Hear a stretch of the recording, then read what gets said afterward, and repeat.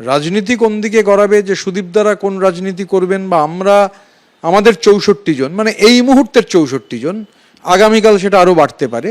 তো আমরা যারা একত্রে রয়েছে এবং আমরা অনেক দিন ধরেই যে কালেকটিভ ডিসিশন নিয়েছি, এবং আমরাই তো প্রথম, আমি এবং সন্দীপন সাহা আমরাই প্রথম এই ব্যাপারটা নিয়ে সরব হয়েছিলাম। আমরাই চিঠি করেছিলাম যে যা চলছে অ্যাট্রোশাস, সই জাল হচ্ছে, এগুলো নিয়ে আমরা সরব হয়েছিলাম আমরা দুজনে।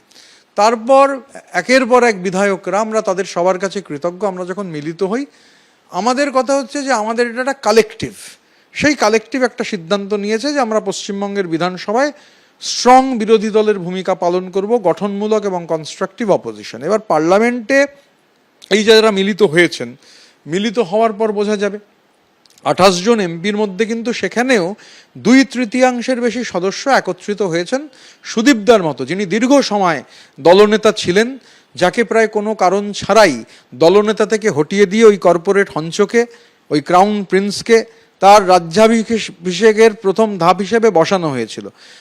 ওনাদের বলছেন 20 থেকে 22 হবে। আপনি এক সময় বক্তব্যে বলেছিলেন আপনাদের সংখ্যা হচ্ছে 64, আপনাদেরও কি সংখ্যা বাড়বে? এখন 64, এই যে অর্ণবের সঙ্গে ঋতব্রত কথা বলছে, এখন সংখ্যাটা 64। কালকে সকালবেলা কি হবে এটা আমি কালকে সকালেই বলতে পারবো, তবে এটুকু বলতে পারি যে সংখ্যাটা আরও বাড়বে, সংখ্যাটা আরও বাড়বে। কত আমি সেটা ফাইনাল হওয়ার পর বলবো, সংখ্যাটা বাড়বে এইটুকু বলতে পারি। এনসিপিআই না, এটা ন্যাশনালিস্ট সিটিজেন্স পার্টি, এর কোনো অস্তিত্ব পার্লামেন্টে এই মুহূর্তে নেই। এই একটা পার্টি ফাঁকা প্ল্যাটফর্ম, সেইটা আমরা ব্যবহার করছি। এবং 20 জুলাই পার্লামেন্ট খুলবে, তখন তো 8 জন সাংসদকে নিয়ে আরও একটি দল আসবে তৃণমূল কংগ্রেসের নাম নিয়ে। তখন এই দলটি বলতে পারে আমরাই 2/3 তৃণমূল থেকে জিতে আসা সাংসদ এখানে উপস্থিত আছি। তাহলে এই দলের প্রতি আমাদেরও সমান দাবি আছে। তখনই বিষয়টি আদালতে চলে যাওয়ার সম্ভাবনা।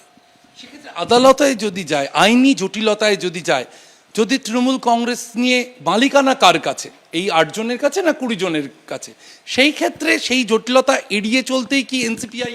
আমি যতদিন লোকসভায় আছি, যতদিন এই সংসদীয় রাজনীতিতে আছি, আমি জানি দলত্যাগ আইন তাদের প্রতি বর্তায় না যদি 2/3 সদস্য একসঙ্গে দল থেকে বেরিয়ে আসে।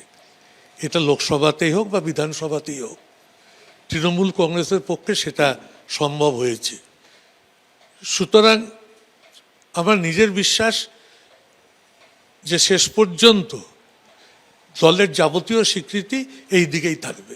দলত্যাগ বিরোধী আইন নিয়ে একটা আলোচনা উঠে আসছে, সেক্ষেত্রে তৃণমূল কংগ্রেস ছাড়ারও কি একটা সম্ভাবনা?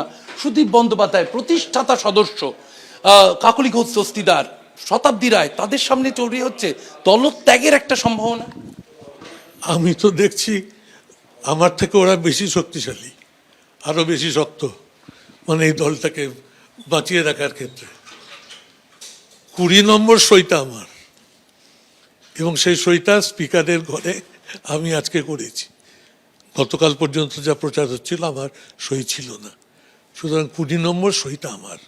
এই দলটাকে জন্মলগ্ন থেকে তৈরি করা, এর সমস্ত সুখে দুঃখে বিপদে আপদে থাকা, সব মিলিয়ে একটা ব্যথা তো থাকেই মনের মধ্যে, কিন্তু কোনো উপায় নেই। এত সংখ্যায় বেরিয়ে আসছে মানুষ কেন, সেটাও ভাবতে হচ্ছে। এবিপি আনন্দ, এগিয়ে থাকে, এগিয়ে রাখে।